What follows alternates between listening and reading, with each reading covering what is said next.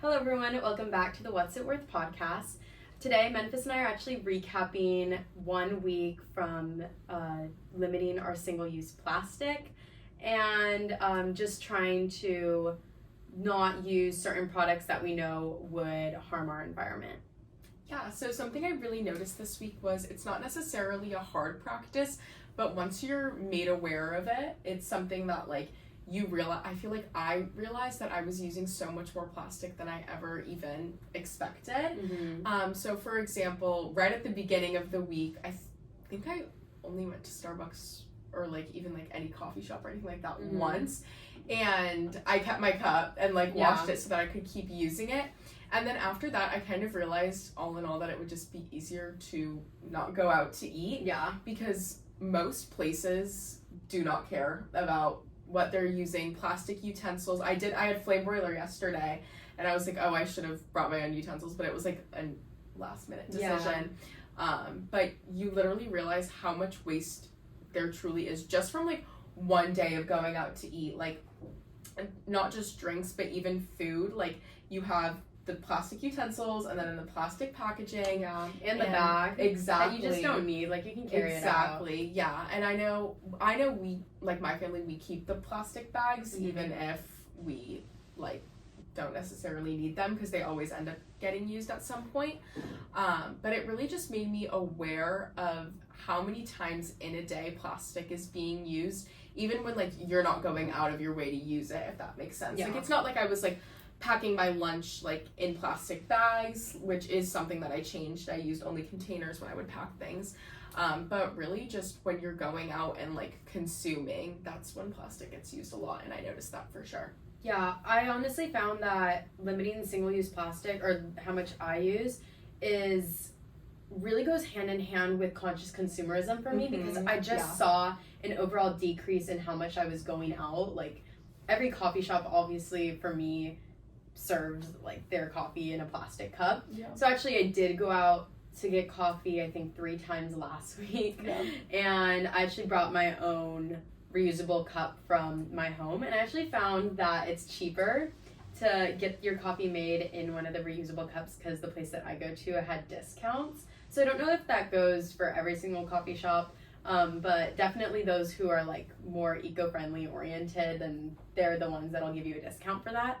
But that was an overall benefit. And something that you mentioned that I had a really hard time with was plastic bags for sandwiches or just snacks, because our last week we did water conservation. Yeah. And this practice does not go hand in hand with that, because I did go out to get an acai bowl, and then it was served in a plastic container. So I went home. You can't put plastic in the dishwasher, so you have to hand wash that, and that's however many gallons of water that you're using. So I wanted to be both conscious still in my water conservation, but also conscious for single-use plastic. So it was really hard to manage that, just because cleaning was so difficult, and I could just tell every minute that went by that I was cleaning, I felt more and more guilty, and I was oh, this sucks, because I know that I'm wasting water, but I'm trying to salvage this plastic. So overall, I had to just decrease how much plastic I was using. So instead of, I don't even know how bad a paper towel is, but instead of putting my snacks in a plastic bag or my sandwich in a plastic bag, I'd use either a paper towel or foil paper, just aluminum foil. And I don't know, aluminum foil is better, right? That can be recycled. Yeah, I think. Yeah. So that's what I noticed. But yeah, it's just it was kind of conflicting for me, because I didn't want to contradict what happened last week. Yeah. But I also saw some parallels between conscious consumerism and this one.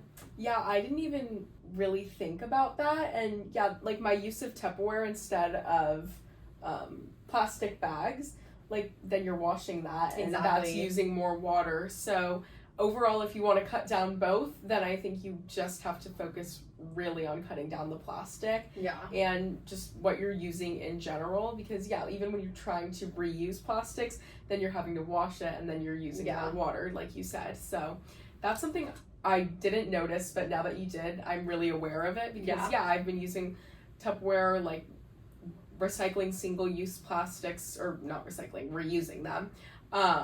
But that is using water. Yeah. Another thing I noticed is just packaging in general. That's all single use of like any snacks and stuff like that. Yeah. And I really noticed it when I was eating my Fig Bars, because I feel like, okay, there are some companies out there that their packaging for snacks and stuff is like biodegradable and it's not harmful to the environment. And the Fig Bar packaging, like, because I have like the gluten-free ones at home and they look like more healthy. Oh my god. So in my head I was like, I feel like if I look up this company, like, I feel like the packaging would be biodegradable. Like, my mind just went there because it looks healthy. I don't know. But I looked it up and it's not. So that really got me thinking about how many just like single use like foods and stuff, like you're just throwing away those wrappers. And so that was having me wonder, like, in general, how big of an impact that's having. So I decided to do some more research. And I saw that the plastic packaging is extremely wasteful. 9.2 billion tons of plastic have been produced that are in landfills, and only 9% of that has been recycled properly. Yeah. So that's an outrageous amount of number. Yeah. And then since plastic isn't biodegradable, every piece of plastic ever made is still on this planet.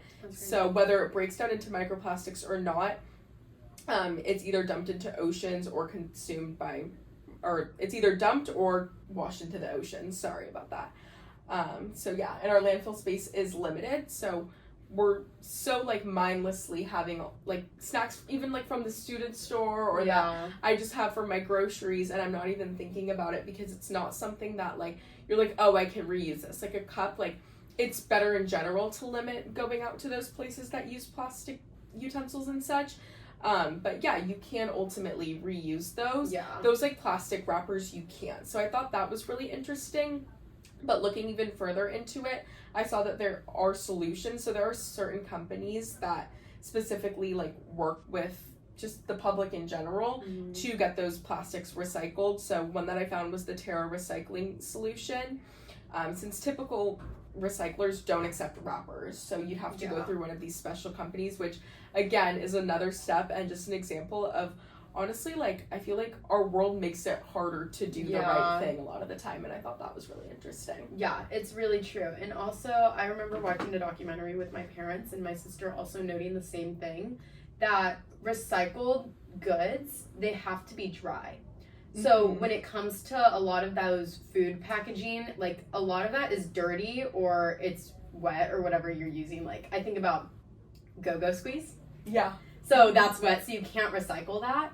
And that's actually the case for a lot of our recycled goods. So when you were talking about how a lot of it's not recycled properly, you can have, this is crazy, you can have one thing in like your entire recycle bag or whatever, and it's wet, and like everything else is unrecyclable. I remember learning, okay, I cannot remember where I learned that for the life of me, but I was going to bring that up too. Did we learn it in like elementary school or something? I don't remember, but I know that my sister like talked about it. Okay, because I remember learning about it, and that's something that's literally stuck with me to this day. I was even going to bring it up, but I can't remember where I learned it. But I know. Crazy. Well, that's because my sister goes through like certain phases where she's like really conscious about everything that she's doing, and so she works at a juice bar.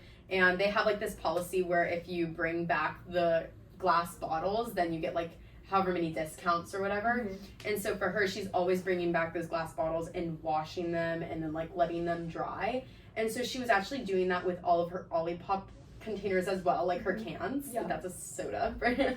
And she would wash the soda can and then dry it. And then my mom got so mad because there's like trash everywhere. But then she's like, no, like, it has to be dry so I can recycle this, and I want to recycle it. And I was like, okay, you do you. But honestly, that's why a lot of our products aren't being recycled properly. And I think that's like really important to note that like those little food packages, like if they're dirty, then they can be recycled as well. Yeah, and that gets me wondering too, because I know a lot of brands and companies offer incentives like that for people to recycle.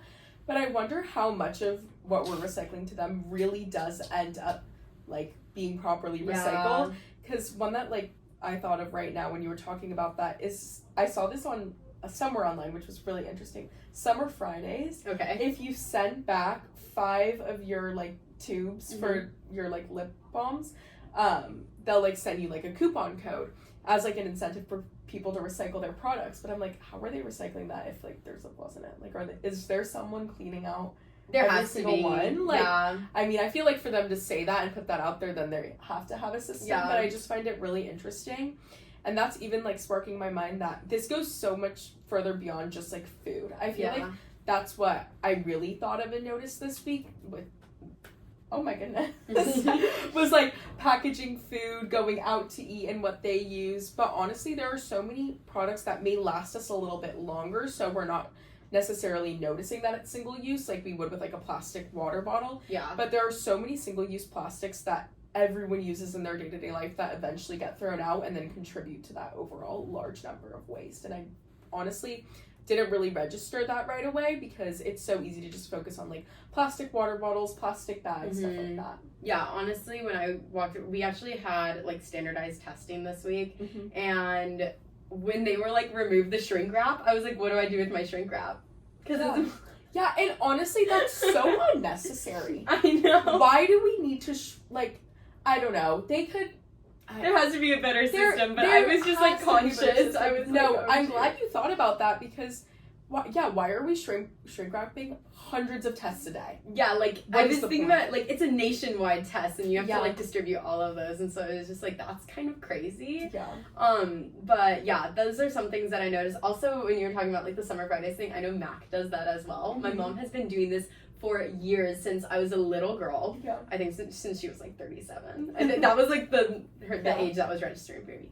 But it's like she's always collected like every single lip gloss that she's ever owned, and then like they'll give her like free ones or whatever. So Really cool. if you want a deal, but Yeah. like seriously, like this has been around in the family, and honestly has been an issue for so long that you're just like, wow, I didn't even realize like why they were doing that, but that's an incentive, and we're still incentivizing today.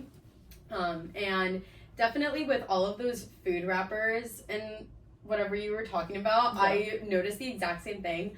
I'm gonna be really honest that I didn't really think about my plastic consumption all that much, like certain times of the day. Yeah. Like it was just not on my brain, and then like afterwards I was like, oh my god, what do I do with this? Yeah. You know, because I just like I realized what I was doing. And so I think for everyone we're pretty much just like numb to even thinking about what we're using. And so to be really conscious about it, like the start of the week, like I was really conscious, but then towards the end I was like getting kind of lazy with it, with like just not even thinking. Yeah.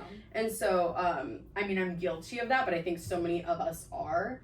And so I think bringing awareness to this, then like to the issue, then a lot of people will like feel inclined to do the same thing. But that was an issue that I struggled with. Yeah, I agree with that for sure, because I feel like this is something that's so easy to overlook, as easy as it is to practice, because it honestly, like, it's not something super hard. Yeah. I mean, you do have to make some changes in your day-to-day life, for example, like bringing your own bag instead of just having the ones they provide for you at the store, or packing in different types of containers. Like, those are all conscious practices. But it's nothing that's like super grueling or anything like that. But then I think that also makes it so easy for it to overlook almost, since it is so simple to practice if you have your mind set on it. It's just about unlocking that mindset and really like locking in and realizing how much plastic you are using. Because I didn't even think about it during the test. Yeah. And like obviously we can't help the fact that they shrink wrapped our test. I know. But You're gonna like save the shrink wrap on our test. actually don't go that away.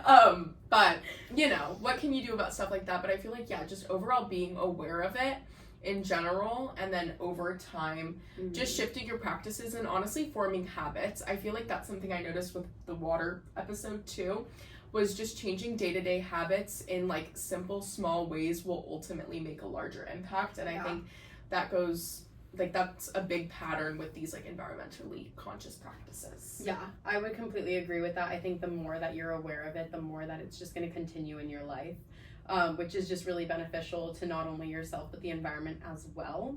So I would say that this practice is definitely worth it. At least giving it a go, like just trying to be aware of it. obviously there's going to be some failures along the way, but obviously if you're just conscious and aware of what you're doing and what you're putting out into our landfills and our oceans, then honestly, I think you'll make a difference. Yeah, I agree with that. I think just that general effort, if everyone just took one further step in just trying to reduce their plastic use and waste, then we'd be a lot better off. So I agree that it's worth that. Yeah. All right, guys. Thank you so much for listening. We will be back in another 2 weeks with another topic. All right. Bye.